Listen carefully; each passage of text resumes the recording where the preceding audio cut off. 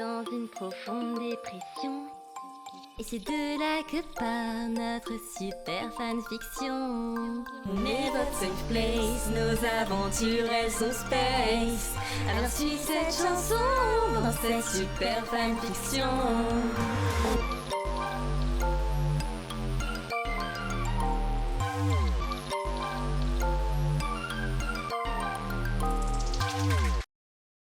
C'est le jour de la course. Je m'étire.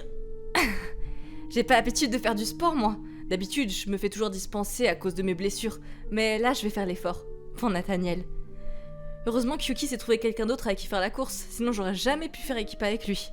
D'ailleurs, en parlant de Yuki, la voilà qui arrive avec Castiel, avec son jogging rose. Yuki, est-ce que tu as une seule tenue sans rose dessus ? Tu peux parler avec ton jogging de croque-mort ? C'est vrai que j'ai mis mon jogging noir, c'est le seul que j'ai. Et j'ai gardé un maximum de bijoux. Castiel nous regarde en souriant d'un air moqueur. Bublugum et moi contre l'Intello et Morticia. Je me demande bien qui a l'avantage. Ce n'est qu'une course, Castiel. Un jeu. Le but, c'est de s'amuser. Sinon, à quoi sert la victoire ? Wow, il est tellement intelligent et mature. On entend un coup de sifflet. C'est le départ. Moi et Nathaniel, on s'enfonce dans la forêt. Après quelques minutes de course, on s'arrête près d'un arbre. Dans une forêt ? Mais non. Je sors la liste d'objets. Alors, voyons voir. Je récite la liste d'objets à trouver, mais Nathaniel ne semble pas très motivé. Qu'est-ce qu'il a ? Est-ce que ça va ? Il sourit. Rien, je m'attendais pas à ce que la course te motive à ce point. Autant se dépêcher, comme ça on aura plus de temps pour se reposer. Là-bas ! J'aperçois un des objets. Je me précipite vers lui. Mais je me prends le pied dans une racine. Quelle gourde ! Nathaniel essaie de me rattraper, mais j'entraîne dans ma chute et... le voilà allongé sur moi, par terre.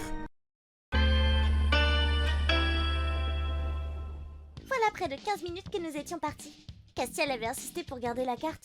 Après un bon moment à s'enfoncer dans la forêt, je me tournais vers lui. On est où là ? Passe la carte, je reconnais rien. Moment de blanc. Je me tourne vers Castiel. Allô, ici la Terre. Tu me files la carte ? Nouveau blanc. Castiel ? Bordel, je l'ai perdu. T'es sérieux là ? Je veux pas mourir ici, moi ! Ferme-la, on va pas mourir. Je savais que j'aurais pas dû participer. En plus, mon jogging est tout taché de boue. On a trouvé aucun objet et on a plus de carte. Si tu cries encore, je te perds ici, c'est clair ? On va réussir même sans carte, parce qu'on est les plus forts. On est les seuls à avoir une chance de gagner cette course de toute façon. Si tu le dis. Ah ! J'ai senti quelque chose de gluant dans mon dos et me mis à courir pour m'en débarrasser. J'enlevais finalement une grosse limace gluante de mon dos. Urk ! Une vraie Blanche-Neige, t'attires tous les animaux. Je suivais Castiel depuis un certain temps maintenant. Il commençait à faire froid dans la forêt. On s'était assis pour faire une pause. Bon, on reste là, je crois avoir entendu un bruit. Je vais checker et si c'est le bon chemin, je reviens te chercher, ok ? T'es sûre de toi ? Je veux pas rester toute seule. Tu vas pas rester seul, je reviens dans 2 minutes, tu risques rien. D'accord. Castiel commença à s'en aller vers le bruit. De toute façon, à Canel-Turès, il me perdait dans cette grande forêt. Je ne le voyais plus désormais, mais une branche craquait derrière moi. Je sursautai en me redressant. Qui est là ? Bon alors, ton coéquipier t'a lâché ? T'es si insupportable que ça ? Oui, bah désolé, j'ai encore le Covid. Ambre, c'est pas le moment, dégage de là ! Ça, je ne crois pas, non. Castiel est parti pour un petit moment grâce à Lee. Je vais m'occuper de ton cas maintenant. Ambre, arrête tes conneries !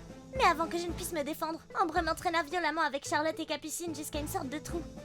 Elle me poussa dedans sans ménagement et je me retrouvai au fond, incapable de bouger. Ambre, putain ! Reviens ! Ambre ! La peste était partie. J'essayais de toutes mes forces de remonter, mais le sol glissait, c'était juste impossible. Je me laissais tomber au sol et commençais à pleurer.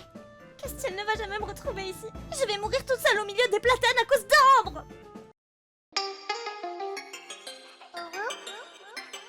OMG, il est sur moi. Je fais quoi ? Je le repousse, je l'embrasse. Il bouge pas et on reste de longues secondes à se regarder sans bouger. Après une minute, j'ai l'impression que son visage s'approche.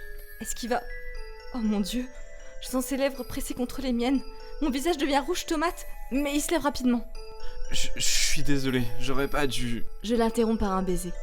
J'ouvre légèrement la bouche, laissant sa langue pénétrer ma bouche. Nos langues dansent jusqu'à ce que j'entende une voix stridente. Mais qu'est-ce que tu fous, Nathaniel ? Ambre est là et nous dévisage. Par réflexe, je m'écarte et le repousse. Qu'est-ce que tu foutais avec mon frère, toi ? C'est pas tes affaires. Oui, on s'est embrassés, alors quoi ? Tu vas te venger ? Pas besoin. Ta copine a déjà payé pour toi. Oh non, Yuki-chan, pas toi ! Ambre était déjà repartie. Je me retournais paniquée vers Nathaniel. Nathaniel, il faut qu'on la retrouve, c'est une question de vie ou de mort. Nathaniel était encore rouge comme une pivoine. J'ai dû le tirer à la main à travers la forêt en criant le nom de Yuki. Yuki! Yuki!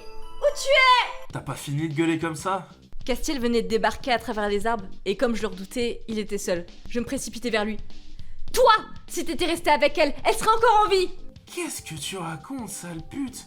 Ils ont vraiment fait une connerie en te laissant sortir de l'asile, toi. Ta gueule! Où est Yuki? Stresse pas, elle est juste derrière. Je lui ai dit de m'attendre le temps de... Mais t'es taré! Tu l'as laissée seule, évidemment qu'elle allait pas tenir en place! Tu dis n'importe quoi. Suis-moi, tu verras qu'elle va bien. Ça fait juste 2 minutes que je suis parti. Je n'écoutais pas la suite de sa phrase, et me précipitais vers l'endroit d'où il venait, suivi par Nathaniel que je tenais toujours par le bras.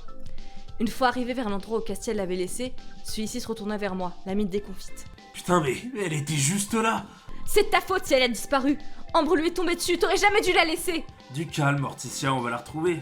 Si c'est Ambre qui a fait le coup, stupide comme elle est, elle a pas dû l'emmener bien loin. Et s'il lui est arrivé quelque chose, qu'un animal sauvage la mange, ce sera ta faute, Castiel! Et pourquoi moi? Ton pote délégué, il pouvait pas surveiller sa concordine de sœur, hein? Ça aurait évité tout ça. Je suis pas son père, je te signale. Si elle s'attire des ennuis, c'est son problème à elle toute seule. Et on n'est pas potes. Nathaniel se mit à nouveau à rougir comme une tomate, et moi aussi. Je lâchais son bras que je tenais depuis avant, honteuse. Castiel soupira, J'en ai un à foutre de vos histoires de cœur. Faut retrouver Yuki avant qu'il fasse nuit. Venez. et nous voilà en route pour chercher Yuki.